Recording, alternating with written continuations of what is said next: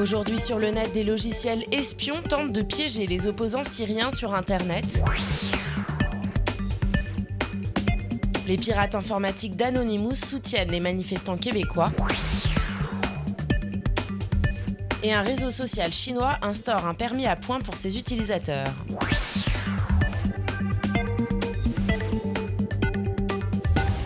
Simurg est un logiciel très prisé des internautes en Syrie et en Iran qui souhaitent surfer anonymement sur la toile et accéder aux sites bloqués dans leur pays.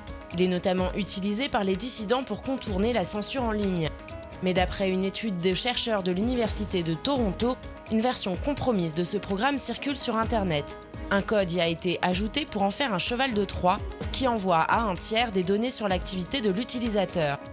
Depuis le début de la révolte syrienne, de nombreux logiciels malveillants ont été conçus pour piéger les cyberactivistes qui utilisent largement les réseaux sociaux pour s'organiser, témoigner de leur mobilisation et dénoncer la répression.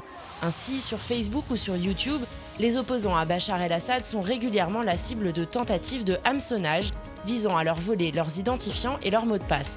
Des informations qui pourraient ensuite être utilisées pour infiltrer les réseaux de l'opposition.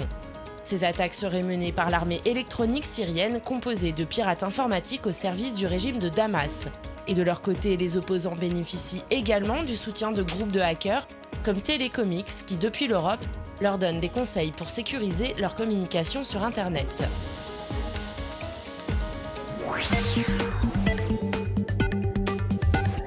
Le groupe de pirates informatiques Anonymous exprime sa solidarité avec les manifestants québécois.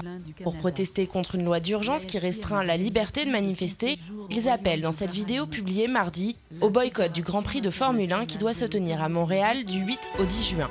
La veille, un message en anglais avait été publié pour attaquer l'organisateur de cet événement sportif, Bernie Ecclestone. Il lui est reproché de ne pas tenir compte du respect des droits de l'homme pour sélectionner les pays hôtes des compétitions, en référence notamment au Grand Prix de Bahreïn. Et c'est également lundi que les Anonymous sont parvenus à pirater le site de la police de la ville de Montréal, qui est critiqué ces dernières semaines pour ses interventions musclées lors des manifestations étudiantes. Un des hackers a menacé sur Twitter de diffuser leur base de données sans suite pour l'instant. Le 19 mai, déjà, une première vidéo de soutien à la révolte étudiante avait été diffusée par les Anonymous, assortie d'un message d'avertissement au gouvernement québécois. Gouvernement du Québec, vous êtes prévenus. D'autres opérations avaient suivi avec le piratage de plusieurs sites officiels.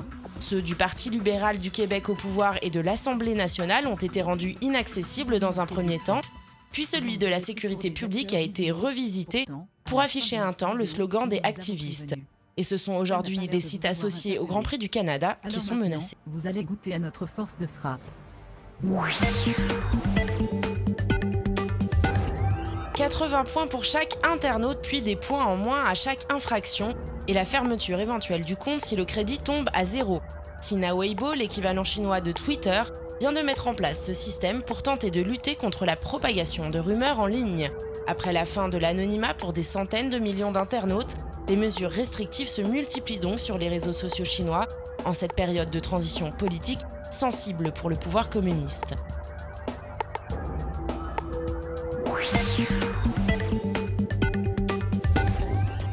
Amercia au lieu d'America, c'est la surprenante faute d'orthographe qui s'est glissée dans l'application pour smartphone de Mitt Romney, candidat républicain à l'élection présidentielle aux États-Unis.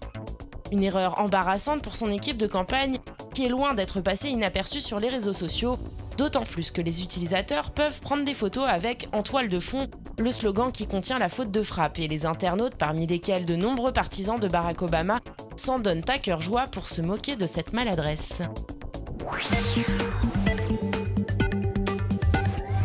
Au cinéma, la mode est aux adaptations de livres, de bandes dessinées ou de jeux vidéo.